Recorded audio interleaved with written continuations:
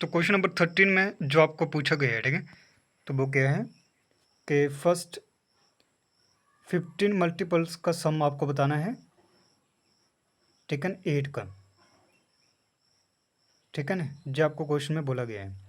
तो सबसे पहले आपको पता होना चाहिए 8 के मल्टीपल कौन कौन से होते हैं। तो 8, 16, 24, 32, 40, ऐसे हम आगे चल सकते हैं, ठीक है ना। तो 8 का टेबल कहाँ ख़त्म होता है, कहीं पे ख़त्म नहीं होता है, ऐसे आगे आप जा सकते हो।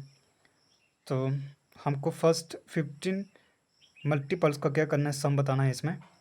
तो सबसे पहले आप क्या करोगे, इसको टर्म्स वाइज लिखते चलो। तो फर्स्ट टर्म जिसको ए वन भी बोलते हैं, ये भी लिखते हैं, जो कितना है 8। सेकेंड टर्म 8 2 यानी कि कितना आ गया 16। 8 3 कितना आया, तो वो आया आपके पास 24। चलो इतने ही लिखते हैं, कॉमन डिफरेंस आपको चाहिए जैसे। तो क्या होगा वो 8 2 माइनस A1। तो A2 देखो कितना है 16 माइनस 8।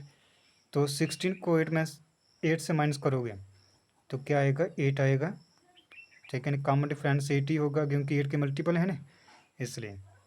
तो एस ऑफ एन आपको निकालना है, ठीक है। फार्मूला क्या होता है उसके लिए, n/2 2a plus n-1 into D, यही आपका फार्मूला है एस ऑफ एन।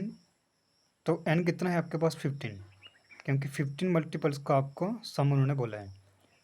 तो 15/2, उसके बाद 2 इंटू ए कितना है, तो वो है 8 प्लस n देखो कितना है 15 माइनस 1 डी कितना है, तो वो भी 8 है क्योंकि 8 के ही मल्टीपल है। उसके बाद ऐसा 15 ऐसा ही चलता जाएगा जी, 15/2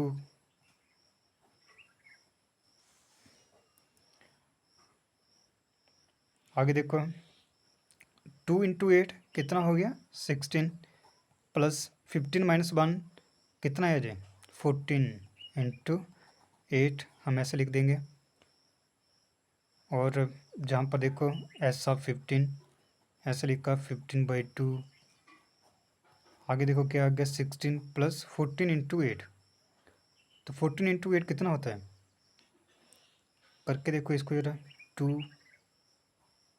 1 1 यानी कि 1 1 2 क्या बन रहा है जी 14 इंटू 8 बन रहा है। ऐसा 15 आपको निकालना है 15/2। उसके बाद 16 प्लस 1 1 2 कितना होगा जी 128। तो 128 जी 2 के टेबल में आता है जी, तो कहाँ पर आता है 64 पे। तो 15 इंटू कितना होगा जी 64। तो 15 इंटू 64 कितना है जी, कितना बनेगा जी, मल्टीप्लाई करके देखो इनको। तो जी बनेगा 0 6 और कितना बनेगा 9, हाँ 960, ठीक है। तो ऐसा 15 भी आपको मिल गया, कितना है वो 960। यही आपका आंसर है क्वेश्चन नंबर 13 का।